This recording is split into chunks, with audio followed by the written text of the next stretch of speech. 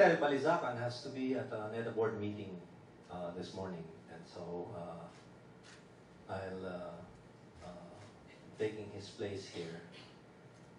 To our partners from the International Initiative for Impact Evaluation, the Department of Foreign Affairs and Trade of the Australian government, and my colleagues in government, welcome to this policy forum on impact evaluation. I've always believed in the importance of well-informed decision and policy making through rigorous empirical studies. Thus, I'd like to start by thanking all of you for continuously supporting this advocacy. Impact evaluations of the good kind, and I'm sure this notion of what constitutes a good impact evaluation will be made clear before the day is done, are not easy to do. Conceptual and measurement issues are aplenty, not to mention the practical difficulties of data collection. The specialized skills required can also be intimidating to some. In a 2009 article entitled Evaluation in the Practice of Development, Martin Rabayon speaks of a failure in the market for knowledge about development effectiveness, as program implementers and policymakers may not always be better placed to assess the quality and expected benefits of an impact evaluation in order to compare them against the costs of undertaking it, thereby settling for low-cost, quick-type evaluations of inferior quality or none at all. A case of the bad driving out the good. This leads to a tendency to underinvest in honest-to-goodness impact evaluations and other problems such as focusing only on projects that work well or only on the short-term benefits of certain projects. Through this policy forum, we hope to correct this underinvestment and start promoting a culture of evaluation. Yesterday, it was exactly 5 months since the NEDA and DBM signed and launched the National Evaluation Policy Framework of the Philippines, a framework that provides for the assessment of the outcomes, efficiency, and impact of national projects and programs. We want to mainstream impact evaluation using standardized procedures in the practices of the bureaucracy so that we are properly informed if our interventions are making a difference for the better in the lives of our people, or if not, whether we can improve on them or discard them altogether. Through budget provisions for the conduct of purposive evaluations, we want to make sure that all government agencies, including state universities and colleges, government-owned and controlled corporations, and the local financial institutions are equipped with the necessary tools, analytical tools, to ensure the relevance and effectiveness of their projects. Within the National Policy Evaluation Framework, evaluation units of implementing agencies, namely the evaluation task forces and the interim technical working groups, will work to ensure the smooth and efficient flow of evaluation projects. A 6-year evaluation agenda will then serve as a guide to align the projects with the Philippine Development Plan and the Public Investment Program. I am happy to report that the World Bank recently acknowledged the Conditional Cash Transfer Program as one of the largest and best targeted social safety net programs in the world.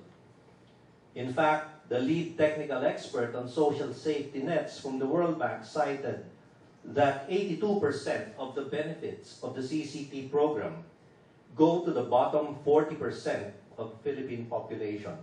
This comprises the country's poorest households and those described as highly vulnerable to poverty. With the institutionalization of rigorous impact evaluation, we can be more confident about the basis of our policy decisions. From a fiscal standpoint, this also assures us that our limited resources are efficiently allocated and effectively utilized. We are thankful to have the DSWD to share with us how the agency utilized the impact evaluation study on the CCT program. Let us make use of this policy forum to learn from the experiences of other agencies and to gain technical knowledge and insights about how we can better implement our projects and programs. As we reaffirm the indispensable role of impact evaluation studies, we will talk today about how they can be applied in the Philippine setting. Right now, we have 3 ongoing impact evaluation studies under the 3IE's policy window Philippines. One is for the special program for the employment of youth of the Department of Labor and Employment, which currently serves more than 150,000 students annually by linking low-income youth to formal work opportunities while on school break. They offer employers a 40% wage subsidy and facilitate the matching process. Likewise, in the Sustainable Livelihoods Program of the Department of Social Welfare and Development, the beneficiaries of the Pantawid Pamilya Filipino Program, or 4Ps, are directed to either the microenterprise development or the employment facilitation track with the goal of bringing them out of poverty.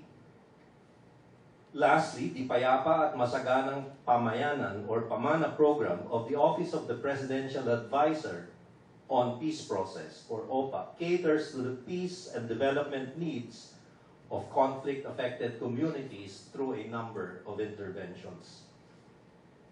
Sometime next year, through these impact evaluation studies, we shall be in a better position to say if these projects have improved the conditions of those who have participated in them and by how much. We shall also be standing on more solid ground to argue whether any of them ought to be continued, expanded, modified, or terminated. We acknowledge the Australian government for its assistance in funding the impact evaluation studies for these programs.